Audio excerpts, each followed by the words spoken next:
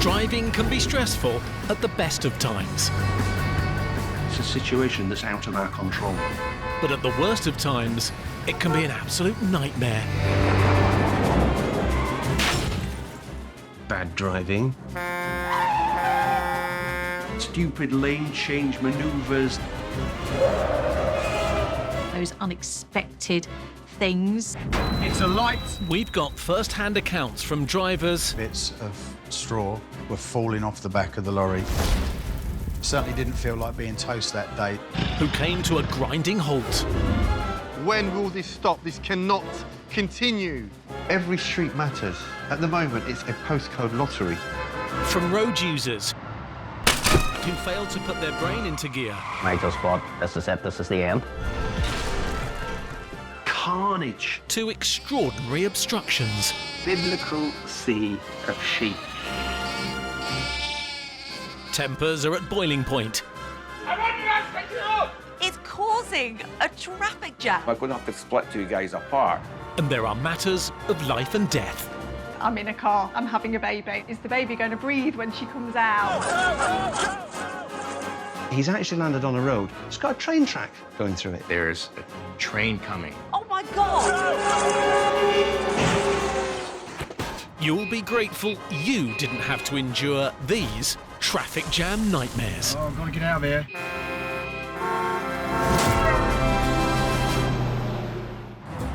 Taking your car on holiday can make the whole experience, and indeed the journey, so much easier. Being able to go to Europe on the ferry is fantastic. It's easier than getting a plane because you don't have the queues, you don't have to go through security. You can travel around, explore, be your own boss. And the de Graaf family from Holland are big fans of bringing their car to the UK on holiday. But on this trip, they had an added incentive.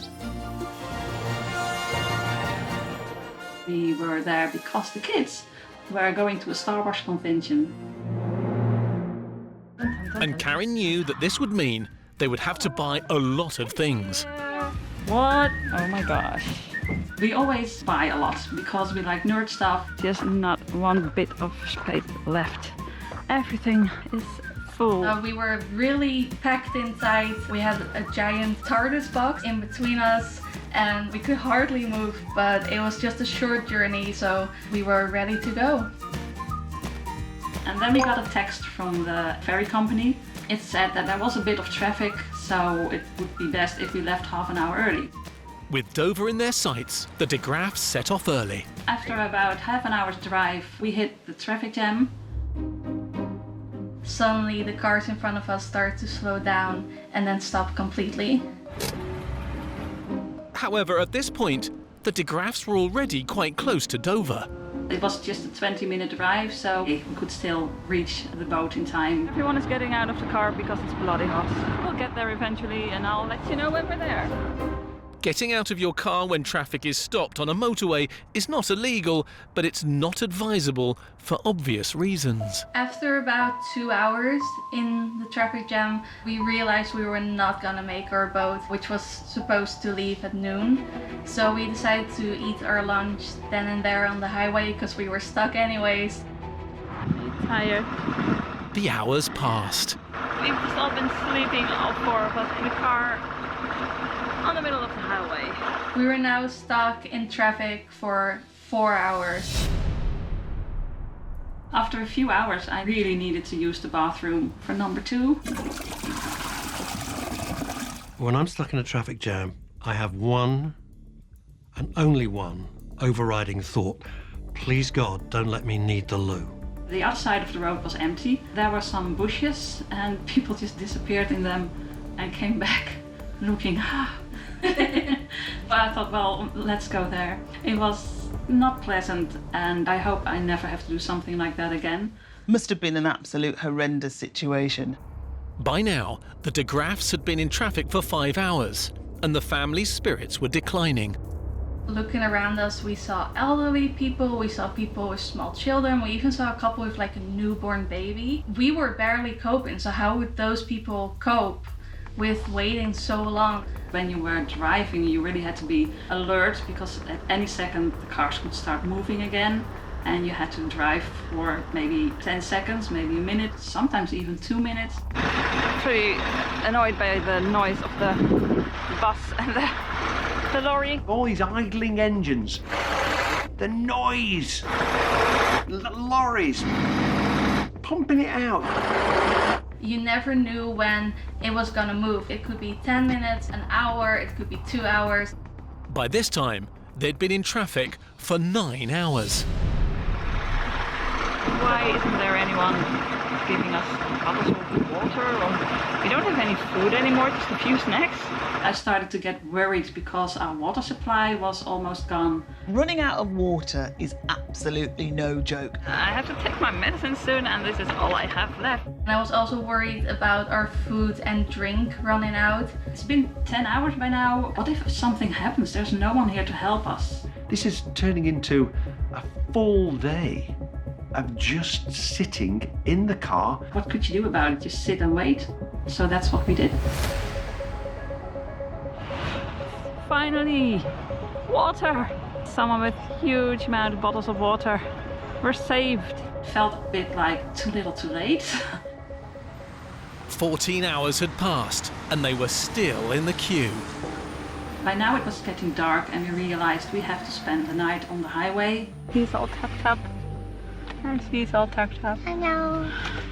So, looks like we're gonna spend the night over here. The driver has to stay awake because at any moment the cars could start moving again, but the kids could sleep. And the moment it gets dark, I would go stir crazy. The de Graafs and everyone else in the traffic jam settled down for a long, uncomfortable night.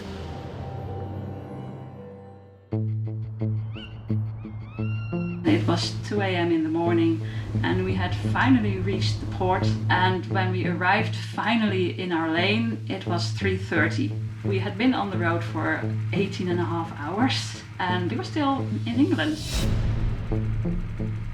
Even though an 18-hour delay is really, really excessive, incidents like this do happen. There is a massive failure going on there when people are in queues for what? 18 hours? It must have been awful. It's just not good enough. I mean, did Dover suddenly become the lost city of Atlantis and just disappear? The traffic had been caused by a perfect storm of increased security on the French border and a shortage of border staff. We're hungry, we want food. But the Burger King and what else was there? It was all closed. When they finally get to like the ferry terminal, there's nothing to eat. They can't get any food. Our ferry would leave at 6 a.m. We still had to wait 2.5 hours. We were very hungry, very thirsty. Finally, the de Graafs were able to board the ferry. By the time we got home, it had been 30 hours since we left. My worst nightmare, without a doubt. After 30 hours, we made it. We're home. Look. And we still needed to unpack the car. No way. Anyway, they were still smiling about it. That's because from the Netherlands, and everyone from the Netherlands is charming. Sometimes traffic jams aren't caused by other people. On Interstate 90, the traffic heading to the Wisconsin State Fair was rather foul. That turkey's been planning this escape for months, hasn't it? You know, this is its chance. The State Fair's coming. It's going to go to the big city.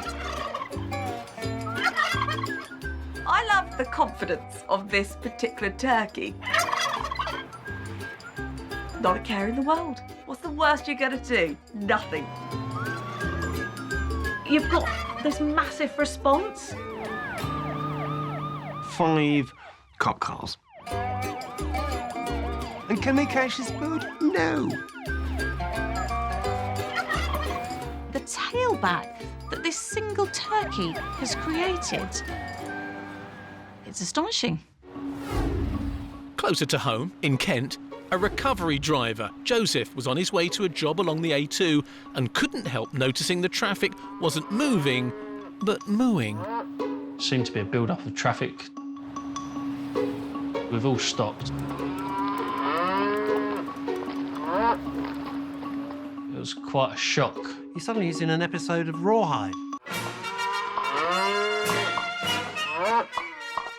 remarkable, aren't they? They're just giant. Some of them are the size of a small car.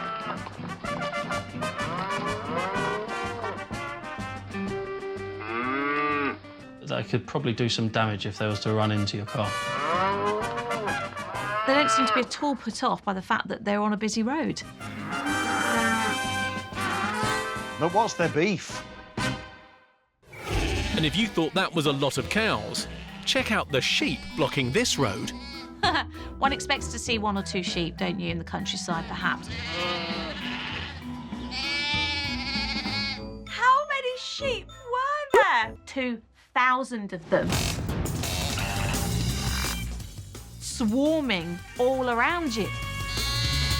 They kept coming out more and more and more.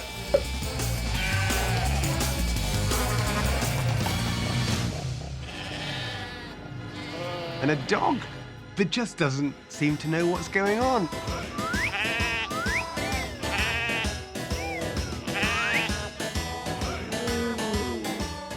I started to count them, but then I fell asleep.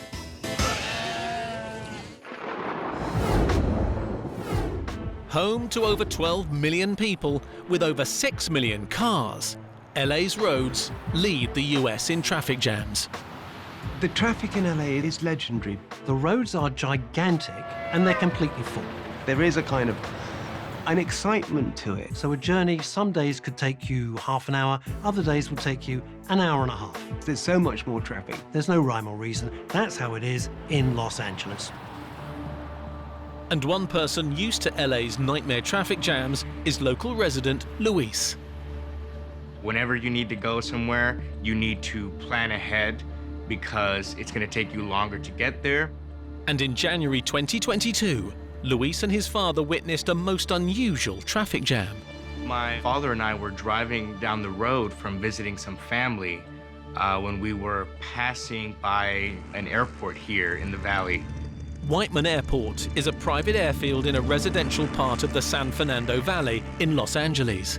We noticed that the traffic started to slow down and that there started to be a lot more cars that were lining up. As Luis and his father approached the scene, they could see what was causing the traffic chaos. Oh my God! I could not believe what I was seeing. I saw that a plane had crash landed literally in the middle of this busy intersection. Engine failure on takeoff had forced the pilot to crash land. Incredibly, he had not hit any of the cars, but his life was now hanging in the balance. I was surprised that he was awake and he was speaking to us bystanders. I saw a good amount of officers were on scene to assist. This accident actually happened about 500 feet from a police station. But there was another big concern. Of all the roads in America that he could have landed on, he's actually landed on a road. It's got a train track going through it. Just the worst kind of circumstances you could ask for. We've all had days where we felt like this is been quite an unlucky day. When there's been a traffic jam, you don't really expect it to be a plane on the train tracks, do you? Every scenario in your head goes on. Hearing the train bell go off and seeing the lights go off, that is where the situation became really dire really fast. This is serious. We all begin to realize that there's a train coming. A Los Angeles commuter train was heading down the tracks towards the railroad crossing. And the pilot, his life became everybody's main priority. Now everyone's yelling, get him out, because the train's coming along the track.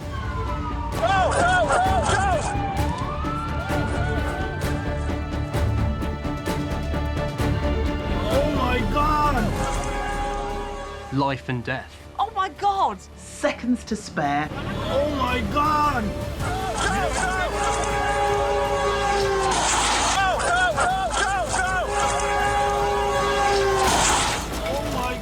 In the nick of time, officers managed to pull the pilot off the tracks away from the fast approaching train as the stopped cars watched with bated breath. Incredible.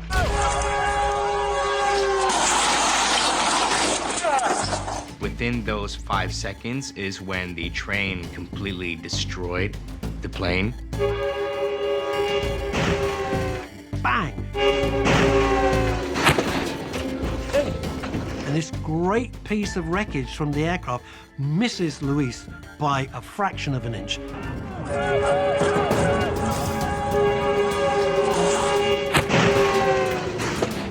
Watching this happen in front of me, I felt like I was in an action movie. Oh my God. You okay, man? Oh my, get up. God. You good? This was real life, and there were real lives at stake. There was emergency medical response that was able to attend to the pilot and any injured officers immediately. The pilot was put onto a stretcher and taken to a local hospital. While the medics fought to save the pilot's life, the police shut down the road so they could forensically examine the scene of the accident. Meanwhile, the traffic continued to build and build. So there was no way that that road was open for the rest of the day.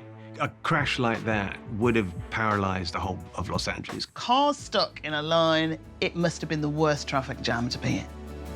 But after Luis's dramatic experience, the LA traffic jam nightmare was the last thing on his mind.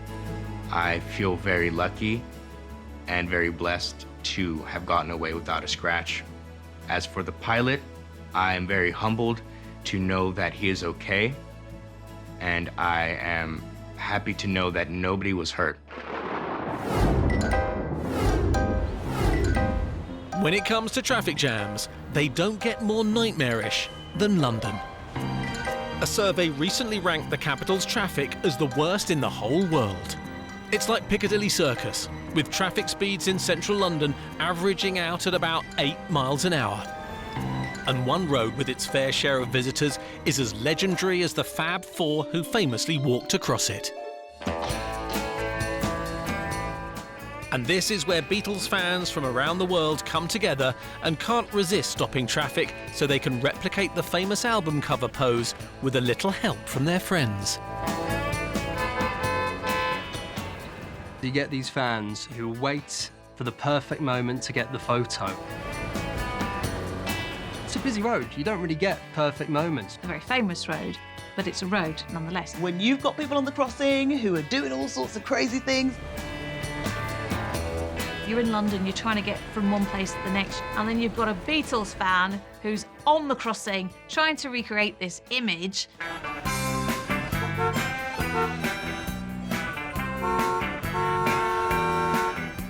Please, if you're going to take photos, don't stop dead in the middle of the crossing. I would be incredibly frustrated by that. It's just not fair.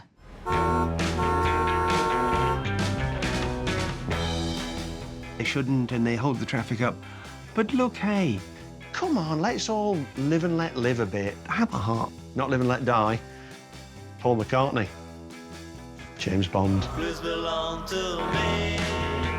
And when a Beatles fan wants to say "Love Me Do," of course they'd choose to propose on the iconic Abbey Road crossing. Proposing. The nicest thing you've ever seen.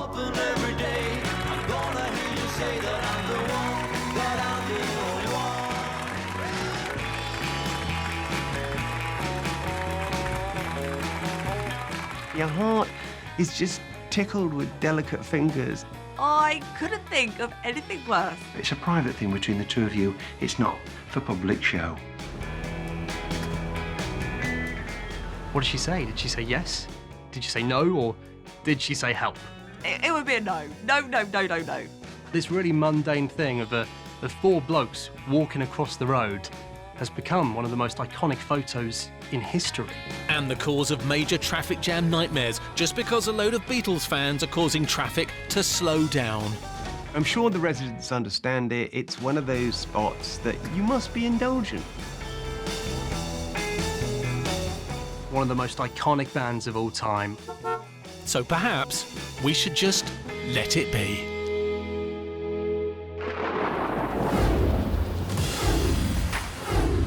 Professional HGV drivers are the lifeblood of the nation, transporting anything and everything to where it needs to be. HGV drivers are the knights of the road. You've got to have the patience of a saint with the amount of traffic jams they must get into. They are the examples to the rest of us. Lorry drivers must have seen it all. And no one knows Britain's roads better than HGV driver John, who's been driving for over 20 years. I was making my way back from doing all my deliveries around Bedfordshire. It was an afternoon, nice and sunny. I managed to finish a little bit earlier so I could enjoy the rest of the day. A nice couple of beers in the garden would have been great. But then John's journey took a different turn. I was driving along, I noticed a smell, and I was thinking to myself, it's a bonfire. I was behind two tractors, one of them was carrying straw bales, and I was thinking, oh, I wonder. It started getting stronger and stronger.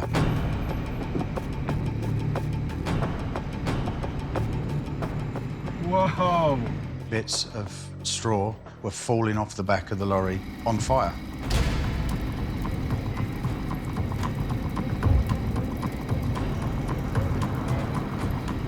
Oh, man.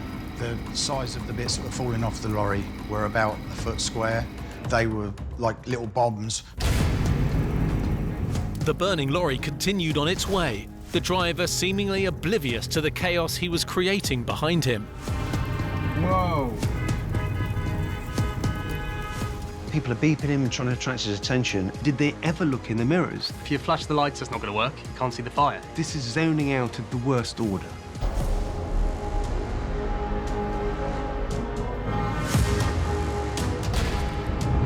Finally, the driver of the truck realised there was something wrong. Oh, man. It's a light. It's a light. He stopped, and then you can see him instantly jump from the cab, and he ran.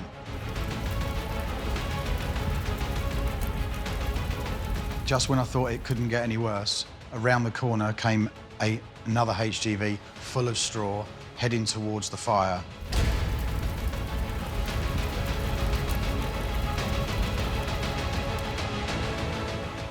Oh my goodness, is that going to burst into flames as well? If he'd stopped where he was, he would have caught light.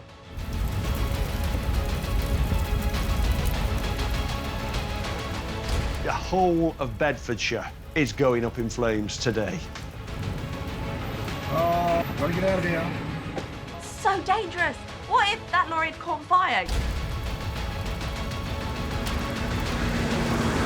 But against the odds, it didn't. I looked in my mirror and I was quite amazed to see he hadn't caught light. It's like a scene out of Final Destination. The towering inferno. Those flames engulfed that entire vehicle. Oh, gotta get out of here. Incredibly, the driver had escaped with just seconds to spare Gotta get out of here. as flames engulfed the truck.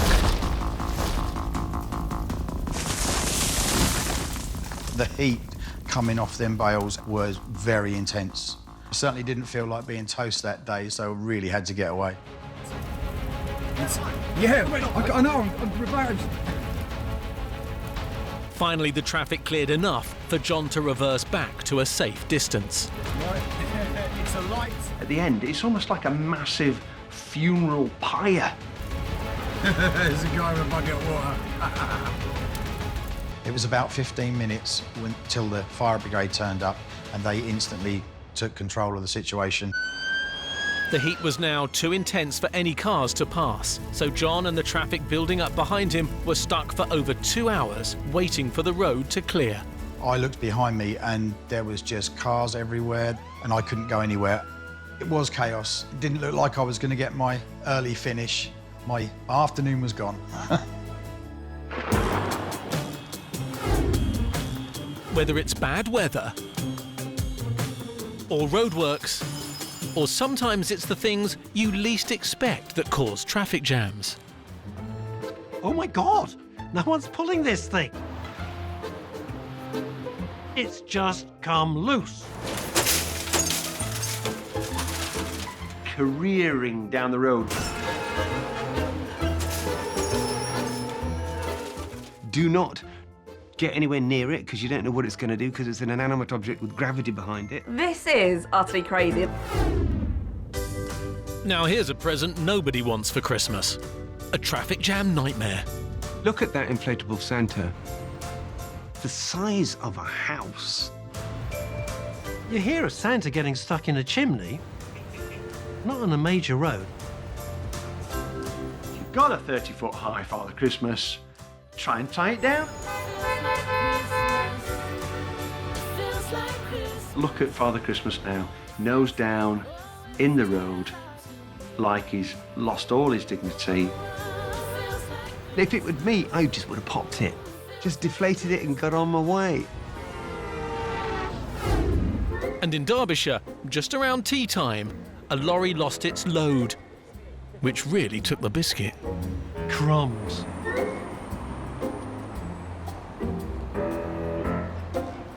What really gets me about that is seeing the cops just kind of with their hands in their pockets. What are they waiting for? Move the ginger nuts out the way so people could get past. And then everyone's standing by just hobnobbing. The local police issued a statement. Please bear with us while we try to digest the issue. I guess that's the way the cookie crumbles. And if you thought a traffic jam couldn't get any sweeter than that, check out this one on the busiest road in Atlanta, where the traffic drew to a halt as people got out of their cars to grab flying dollar bills. Where did all that money come from? It's raining dollar bills. In fact, a security van had lost its load. It's one of those surreal things you look at and you think, how could this happen?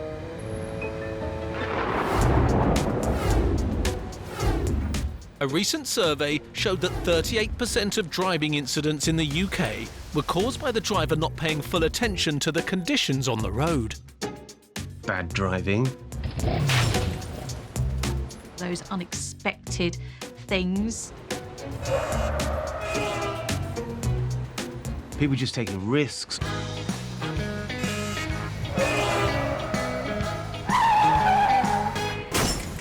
Or is it just us? Is other drivers, right? Because it's never me. It's human error. Case in point, when traffic on the M1 draws to a standstill, most of us are forced to sit it out. But not everyone wants to play ball. It's so dangerous. You get this kind of concertina effect. They're putting everybody else in danger.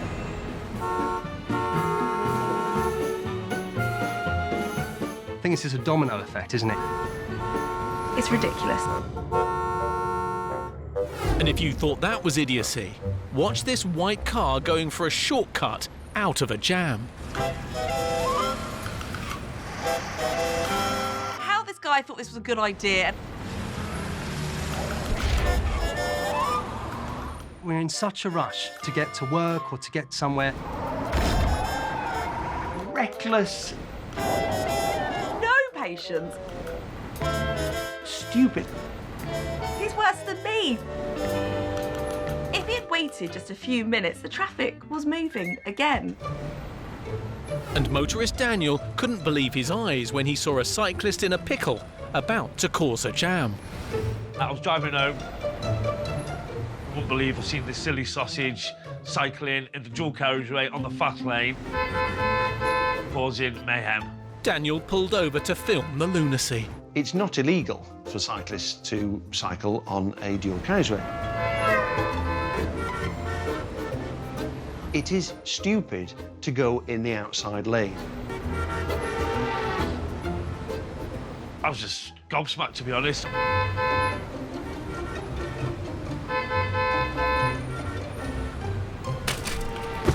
Oh my God!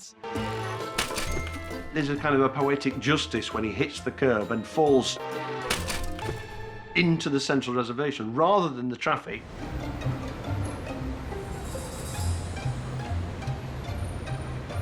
All the cars stop. And that's what caused a horrific traffic jam.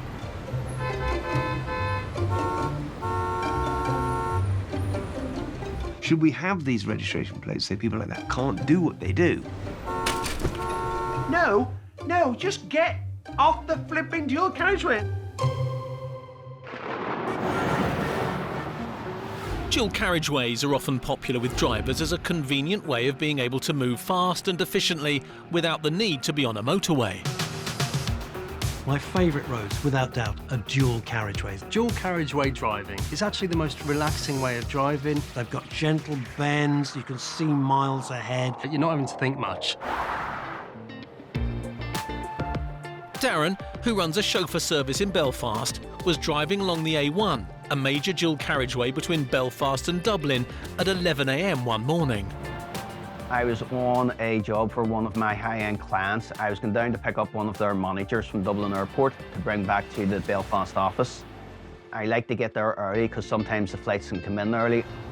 It's important to note that Darren is a chauffeur. He's a professional driver. It's what he does for a living. He probably does this road on a daily basis. You have to be very careful on that road. You're in a 70 zone and then it goes down to a 60, then it comes up to a 70. So it varies all the time, so you have to keep adjusting your driving. I was sitting in cruise control at about 67 miles per hour, and as I was coming towards a junction in the road, I noticed a silver vehicle in the left-hand side trying to come out of the junction. As I was driving along, the vehicle on the hard shoulder started to move off.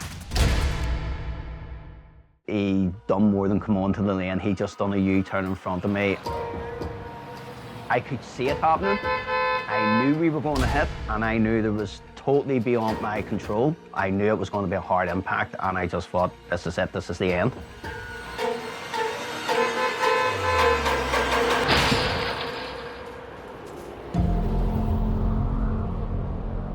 We basically stopped from 65 miles an hour to 0 in 10 feet. It was a sharp stop. You're thinking that this person's only going to go into the left-hand lane. The driver goes into the right-hand lane. Where have you come from? Your absolute worst nightmare. A U-turn on a dual carriageway. Terrifying. When we hit, the airbag went off, was a big puff of smoke. I actually thought, because of the airbag deployment afterwards, that the car had actually went and fired. Fortunately for Darren, his vehicle was not on fire. The airbag had deployed as it should and had softened his impact. He was very lucky that he was in a top-of-the-range, safer vehicle. If he'd been in a small, compact car, he may not have lived to tell the story. I got out of the car, I was still shaking. I seen the state of the other car compared to mine, and to be honest with you, I figured it was someone's dead. Incredibly, the other driver was also able to get out of the car. I couldn't believe it. He had got out of the car. The miracle is the other driver seemed to get away with just car damage. I will say he was over 80 years of age. Both drivers had been extremely lucky, and now both lanes of the A1 were completely blocked. Funny thing was, I was more concerned of getting the managing director picked up who I was going down to Dublin Airport. The car, it's metal. My business was more important to me. So Darren called his office and was able to ensure another driver went to pick up his client on time. And then the next thing, the police were just there, and the vehicles couldn't be pushed. The vehicles needed to be lifted. The traffic started to build up the whole way back. It was about an hour and a half, 2 hours that the road was actually closed. Poor Darren, he didn't do anything wrong. This was out of his control. And while the traffic piled up on the major link road between Belfast and Dublin, Darren and the other driver were taken to hospital. I discovered that I had 4 broken ribs. It was the shockwave going through my body that had caused this, with the seatbelt and the airbag going off. And I must say, if I was not wearing the seatbelt and the airbag, I would not be sitting here right now talking to you. Although Darren was lucky to have survived, his injuries still had an impact. It was 4 to 5 weeks that it was hard for me to breathe, but I wanted back out. on the road working and earning money sooner rather than later. So it was about 5 weeks before I started driving again. Surely every time he drives in that road, he's going to be checking that one just to make sure there's not another idiot who's going to do that again. And every time I drive past there, I see it and I remember the incident because it's there. I think every time we're on a dual carriageway, we're going to check those turns, aren't we?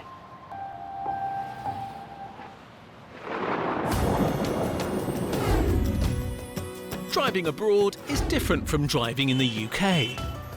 Not least because they frequently drive on a different side of the road.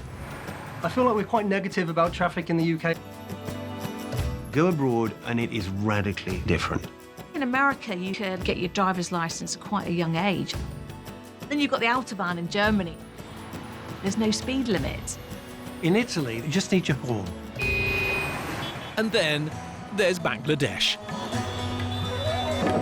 Oh, yeah! This is Stefan, who was volunteering as an aid worker in the capital city of Dhaka. I love it. It's crowded. Everybody's honking. I guess it's to tell people that they are coming. People, they just got used to the craziness. I love being in the city, but I also like to see the countryside. Cheapest way to go there is by bus. Little did he know what was to come. As the bus left the city, the roads seemed just as busy as those in town. In Bangladesh, it is bonkers on the roads. I don't know how anyone ventures out. What is deemed as reckless driving to us in a different country is just business as usual.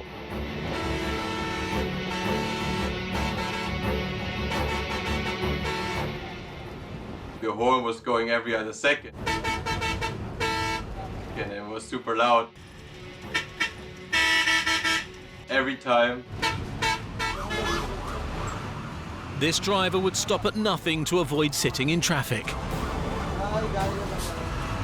That driver loves the sound of his own horn. Like people like the sound of their own voices. The most frightening part was obviously like their driving. In Bangladesh, like in Britain, they drive on the left.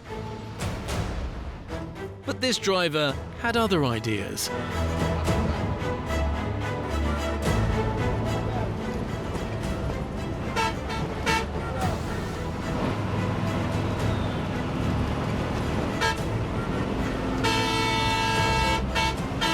It felt like a suicide mission. Even if they can't overtake, they just overtake. It's just crazy. And I was scared as hell.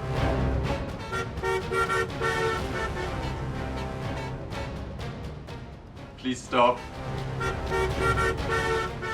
I thought I'd been on bus rides from hell in foreign countries, but this is literally on another level. I was thinking I had a good life. If something happens, then whatever. I have never seen anything like it. It would put you off driving for life. But no one on the bus seemed to bat an eyelid. Everybody next to me just was sleeping. And I thought, how can you sleep? Stefan breathed a huge sigh of relief when he finally arrived. You really feel alive. And you feel happy that you're still alive. Thank Lord, I didn't think we would make it.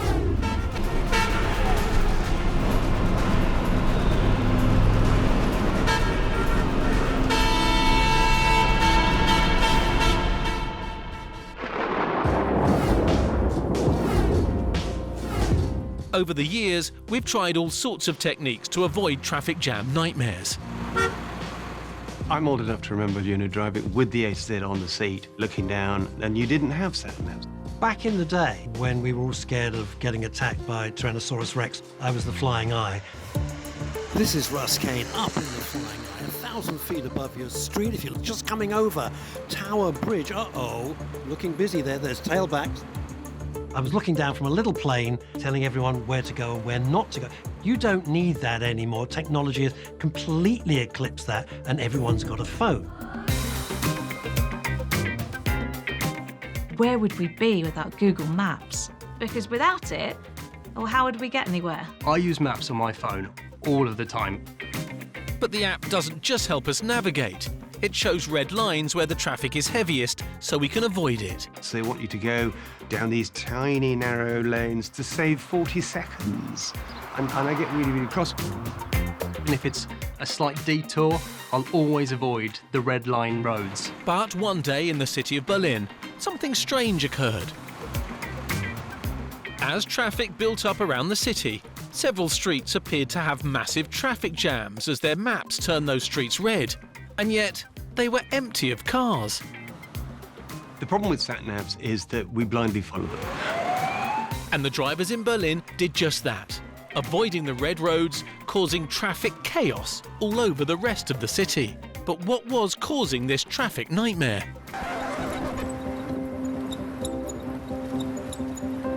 This is Berliner Simon Weckert, a man with a plan to disrupt the city's traffic for one day only.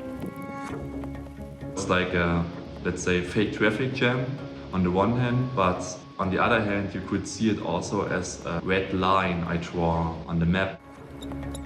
But how did he do it? I borrowed 99 smartphones. I put them into a little handwagon and carried this handwagon behind me in the street.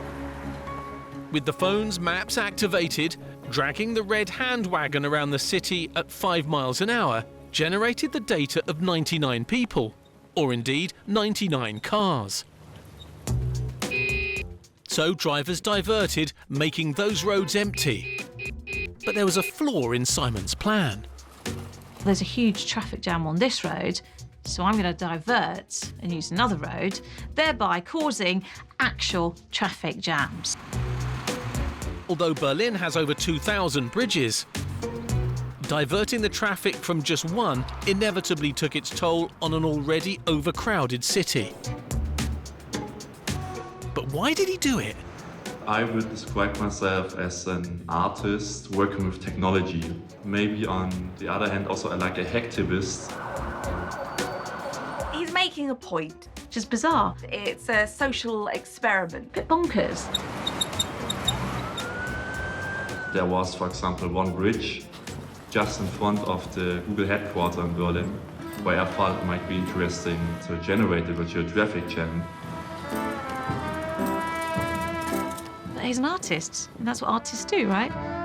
In technical terms, what I did is basically like a data jamming performance. But this data jamming performance will have resulted in traffic chaos for the rest of Berlin. This was a really interesting experiment by the artist with his little trolley and his 99 mobile phones. Simon's experiment was covered in the worldwide press and widely shared on social media internationally. Really showing us how far we do rely on apps that use GPS technology like this. There's a role for technology, but we must use it, not abuse it. If Simon in Berlin can fool Google HQ that there's traffic outside their offices when there's not, imagine this power harnessed in the wrong hands.